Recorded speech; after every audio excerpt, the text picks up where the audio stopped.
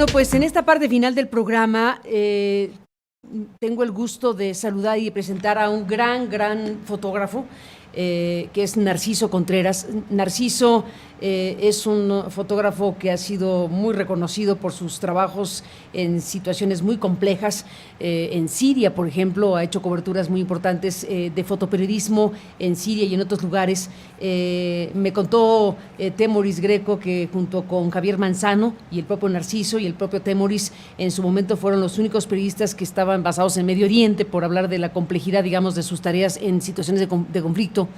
Y Narciso, en esa tarea de registrar con la imagen, con la fuerza del fotoperiodismo, pues fue testigo, fue un periodista que estuvo en la masacre del Alto, en Bolivia, en el marco de lo que estaba ocurriendo con un golpe de Estado, con un golpe a la constitucionalidad boliviana, como sabemos, que implicó la salida de Evo Morales y de su equipo y de su gabinete.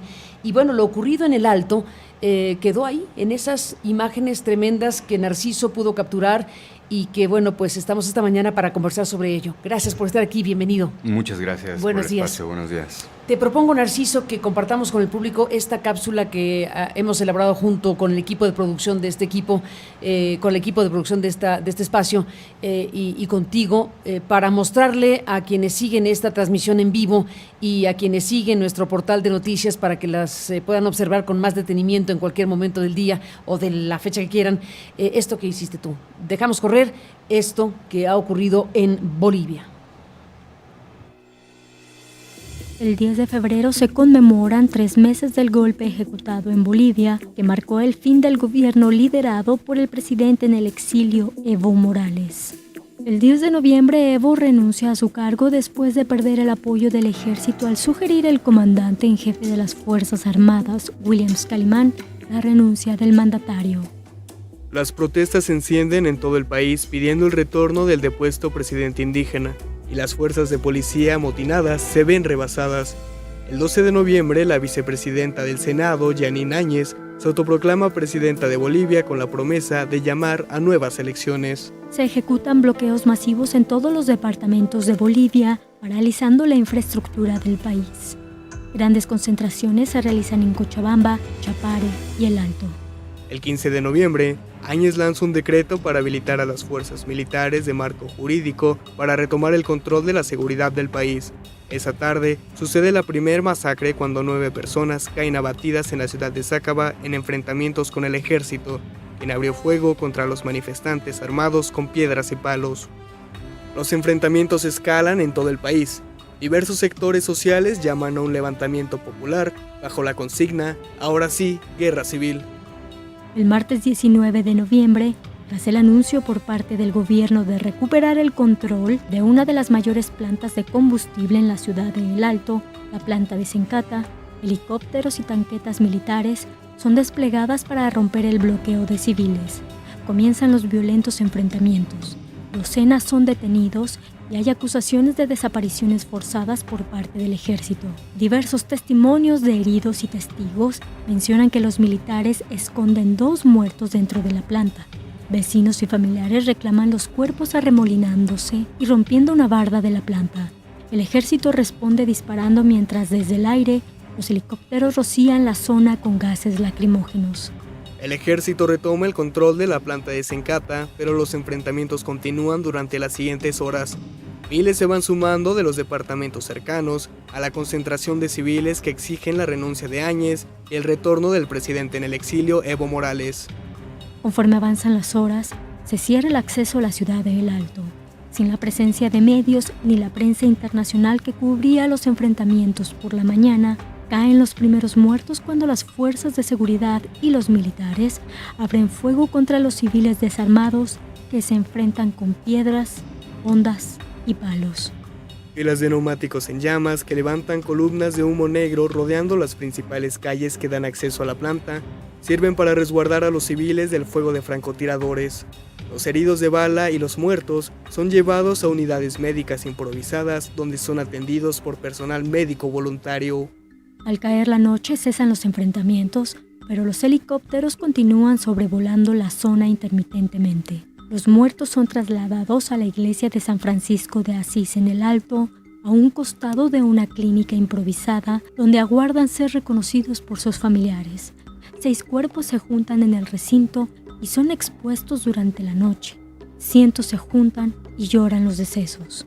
La Defensoría del Pueblo de Derechos Humanos declara que 3 personas murieron en enfrentamientos, mientras que el ejército dice en un comunicado haber llevado a cabo una operación pacífica después de negociaciones y diálogo, negando que el ejército haya disparado una bala. En la oscuridad, el llanto y la tensión apuntan a un desenlace incierto. Al amanecer, miles comienzan a llegar a El Alto para celebrar un cabildo y los funerales de los civiles abatidos. 3 días después, el 22 de noviembre, una misión de la Comisión Interamericana de Derechos Humanos llega a Bolivia para recoger los testimonios de lo ocurrido durante 3 días de indagatorias. En su informe, concluyen que las fuerzas militares y policiales del gobierno de facto de Yanín Áñez abrieron fuego contra la población civil, dejando un saldo de 36 muertos y más de 50 heridos. Califican las acciones como una masacre. Una masacre es la expresión que cabe para una circunstancia de esta naturaleza. Narciso Contreras, fuiste el único fotógrafo que estuvo ahí registrando estas imágenes, el único fotógrafo que estuvo en El Alto en el momento en que estaban ocurriendo estos hechos. Exactamente. Primero, gracias por el espacio y tener la oportunidad de contar esta historia. Ahora que estaba escuchando la crónica de los eventos, es bastante fuerte remontarse nuevamente a ese momento. Porque exactamente, como mencionas, hubo un momento en que ya no había medios, ya no había prensa internacional, ya no había nadie. Y es exactamente cuando ocurre todos estos decesos, estas muertes. Por alguna fortuna me tocó a mí estar ahí y tomar las fotografías de todo el proceso. No fui el único, había fotoperiodista era el único, pero había un reportero, un periodista argentino. Compartimos. El único fotoperiodista eras tú y el otro era un periodista. Exactamente. Que estaba registrando transmitiendo en vivo. Su transmisión en vivo. Exactamente, lo hacía a través del teléfono a una cadena de televisión argentina. Fuimos los únicos que pudimos dar seguimiento a todo este evento y afortunadamente tuve la oportunidad de documentar y estar cerca de todo el proceso para observarlo y presentar esto que estamos haciendo ahora. Es un evento importante en la crisis política del país en este momento. Absolutamente, un evento crucial para un momento de golpe de Estado, que es lo que estaba en curso en ese instante.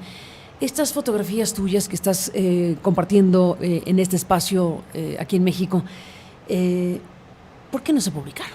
¿Por qué esto lo estamos viendo apenas ahora? Es una pregunta que yo he elaborado con otros colegas en diferentes espacios. Es difícil saber por qué no se publicaron. Estuvieron en la mesa de medios importantes, de agencias importantes en todo el mundo, prácticamente. Tú como periodista independiente, como fotoreportero independiente, pusiste a disposición de medios estas imágenes que ahora estás compartiendo acá. ¿Y nadie las tomó? No, tuvieron muy buen recibimiento. Las agradecieron, pero no se publicaron. ¿Por qué? Es difícil saber por qué. Pueden ser una serie de factores Era diversos. una masacre. Puntualmente. Tiempo después, la Comisión Interamericana de Derechos Humanos, que por cierto supe ahora que me dijiste, habló contigo, sí. La CID sí se pronunció abiertamente sobre el tema y dijo que eso había sido una masacre. La palabra utilizada fue esa. En el informe que liberaron. Tratándose de un evento tan crudo, tan grave, tan definitorio de un momento como el que vivía Bolivia, ha vivido y vive Bolivia, queda esa gran pregunta: ¿por qué no se dio cuenta y registro mundial de estas imágenes? Era muy delicado el proceso que vivía el país. Se temía que se desbordaran las protestas. La gente diversos sectores llamaban a un levantamiento popular, ¿no? Esta consigna de ahora sí guerra civil se escuchaba por todos lados. Podía ser un desenlace esperado o no, dependía de cómo se manejara la situación o cómo se fueran sucediendo los eventos. da la impresión de que había una cobertura muy bien calculada de alguna forma, pero al mismo tiempo la región entera estaba desbordándose. No solamente era Bolivia, era Chile, era Ecuador, y sucedían muchos eventos simultáneamente, ¿no? Podría ser una cuestión también de, no sé, son diversos factores, desde el coste de una cobertura. La mayoría de colegas fotógrafos que estaban cubriendo los eventos en la región estaban en Chile, no en Bolivia, porque se esperaba en Chile un desenlace mucho más. Bueno, estaba efervescente América Latina y Chile era el foco de atención. Exactamente. Principalísimo, pero Bolivia también. O sea, como dijiste, Ecuador, Bolivia, en fin, un contexto verdaderamente intenso que vivió América Latina en 2019, pero Bolivia era estelar, estaba ocurriendo un golpe en ese momento. De esa naturaleza, de esa magnitud, sí, era un evento bastante importante en la región, de gran impacto. Sí. Eso fue lo más desconcertante, que las imágenes no pudieran llegar al público, ¿no? Estuvieron no bloqueadas, pero no tuvieron acceso a la gente. Simultáneamente, son las únicas imágenes que registraron una de las dos masacres que ocurrieron en Bolivia durante este proceso de crisis. Ningún medio las publicó en ningún lugar, pero las redes se inundaron con imágenes y videos. Yo tengo un archivo muy grande de videos e imágenes que la gente con la que estuve interactuando en estos eventos me daba para ponernos a disposición de la audiencia. Es impresionante la cantidad de registro que se hizo de estos eventos, pero no desde los medios establecidos, no desde los medios tradicionales, ¿no? Entonces, hay un registro y hay un discurso que se construye a partir de estos eventos, pero no se hace a partir de las plataformas que conocemos, ¿no? Entonces, esto que pongo a disposición de la audiencia en estos espacios es exactamente para darle un matiz o una línea a este discurso que no se construyó desde los medios, pero que sí se pudo registrar, ¿no? Que hay un documento que está presente y es una memoria de eso que pasó. Totalmente, una memoria fundamental de lo que pasó en Bolivia y de lo que sigue pasando. Narciso Contreras, como fotoperiodista, bueno, agradezco que compartas estas imágenes. Las masacres dejaron 36 muertos según la contabilización de la CIDE en su momento. Estas masacres de las que estamos hablando, una de las cuales está aquí registrada en las imágenes. Y Bolivia sigue su curso. Ahora estamos en un proceso en donde veremos qué ocurre con una elección, producto de una circunstancia de esta naturaleza. Bien a bien, no queda claro cómo va a desarrollarse este proceso. Deseamos sinceramente que Bolivia logre restituir el orden constitucional, y si la salida es un proceso electivo en donde van a participar los golpistas y los miembros del MAS, con Evo Morales como candidato a senador, bueno, todo este conjunto de cosas sigue generando una gran inquietud. ¿Qué va a terminar de ocurrir en Bolivia? Sé que vas a irte a Bolivia de regreso. Tengo la intención de regresar y cubrir el proceso de las elecciones. Va a depender también mucho cómo circulen y el impacto que estas imágenes puedan tener durante este proceso, ¿no? Yo pude ver de primera mano la reacción de la gente hacia los medios, ¿no? Hay un rechazo abierto, hay confrontación, no hay aceptación. E imágenes como estas son muy sensibles en el contexto de crisis o de transición que está viviendo el país. Entonces, yo quisiera pensar que pueden servir como un elemento para construir un diálogo en los términos en que este diálogo se dé, y que eso no afecte mi retorno a Bolivia, ¿no? Uh-huh. Entonces,